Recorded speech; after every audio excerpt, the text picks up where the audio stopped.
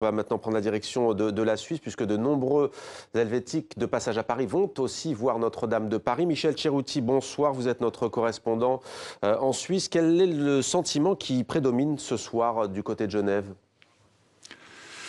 Bien, écoutez, à Genève et en Suisse en général, je pense que nous sommes au diapason des réactions qu'on a pu entendre tout au long de la soirée de cette nuit et de cette journée de par le monde.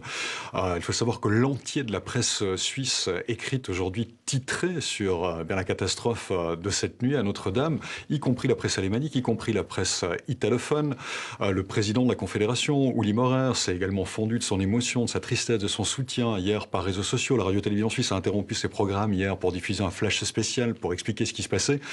Donc voilà, on était complètement en train de suivre ce qui se passait, à la fois interloqué, sidéré, incrédule devant l'ampleur de cette catastrophe, parce que comme l'expliquaient très bien vos invités, Zaïd Hillel et Patrick Gluckman tout à l'heure, c'est-à-dire que Notre-Dame, c'est à la fois le symbole véritablement de Paris, c'est le cœur de Paris architectural, enfin urbain même, et puis en même temps, ça dépasse complètement cette ville et ce pays qu'est la France, Paris et la France, et chacun a pu se sentir touché d'ailleurs à des niveaux différents, parce que ce soit d'un point de vue purement religieux pour les catholiques ou même des chrétiens, ou que ce soit simplement patrimonial, historique, architectural, culturel, j'ai envie de dire,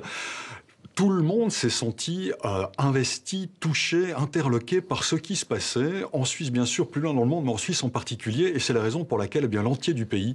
je peux le dire, vraiment sans exagérer, a suivi, comme ça a été le cas en France, tout ce qui s'est passé tout au long de la nuit, tout au long de la matinée, et suite encore aujourd'hui les différents épisodes qui vont suivre quant à la sécurisation, quant à l'éventuelle reconstruction pour la cathédrale Notre-Dame. Merci beaucoup, Michel Cerutti.